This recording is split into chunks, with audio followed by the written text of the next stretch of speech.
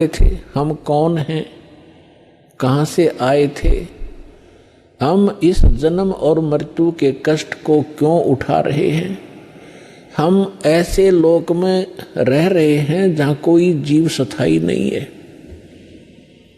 यहाँ के राजा नासवान, प्रजा नासवान होनी ही थी। यहाँ के भगवान नासवान, तो जीव अन्य प्राणियों का फिर क्या अस्तित्व। तो उस परमेश्वर ने जब तक ये अपना निज स्थान सतलोक सचखंड नहीं बताया था और उससे परिचित कुछ महापुरुषों को नहीं कराया था, तब तक हम केवल ब्रह्म को ही अंतिम ब्रह्म प्राप्ति अंतिम उपलब्धि मानते थे। और हम अधिकतर अपने विष्णु जी और शंकर भगवान को, विष्णु भगवान जी को हम सर्वेश्वर मानते थे। सर्वेश्वर महेश्वर अजरो अमर हैं, इनका कोई माता पिता नहीं है। केवल ब्रह्मा जी को नासवान कहा करते थे ये हमारे नकली धर्मगुरु।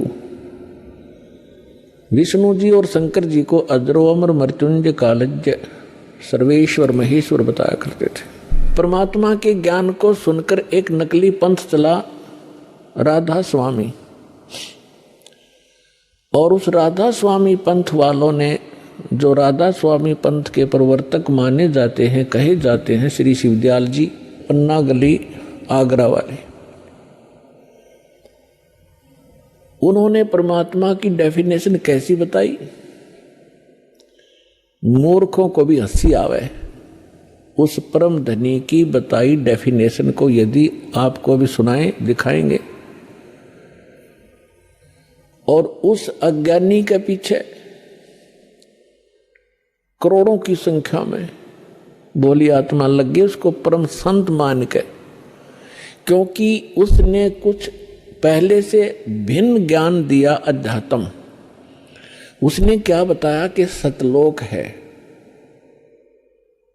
ऊपर 4 लोक। कबीर परमात्मा का एक शब्द है, करने नो दीदार महल में प्यारा है। उसको पढ़कर अपने अज्ञान के आधार से उसको डिफाइन किया, उसका अनुवाद किया। उसमें पढ़कर के उसने क्या सुनाया कि एक सतलोक है, फिर अलख लोक है, फिर अगम लोक है, फिर अकय अनामी लोक है। उसके बाद फिर उसके अनुयायियों ने क्या बनाया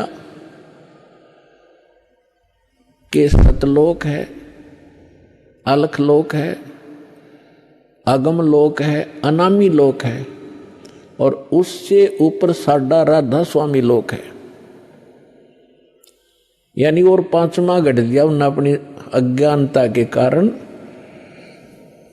और श्री शिवदयाल जी को वो राधा स्वामी कहने लग गए, क्योंकि श्री शिवदयाल जी की धर्म पत्नी का नाम नारायणी देवी था। उसको प्यार से लोग, अन्य श्रद्धालु राधा जी कहा करते थे और शिवदयाल जी को श्री कृष्ण माना करते थे। इसलिए श्री शिवदयाल जी को राधा स्वामी कहने लगे। जैसे कोई उमा स्वामी कहता है, उमा स्वामी,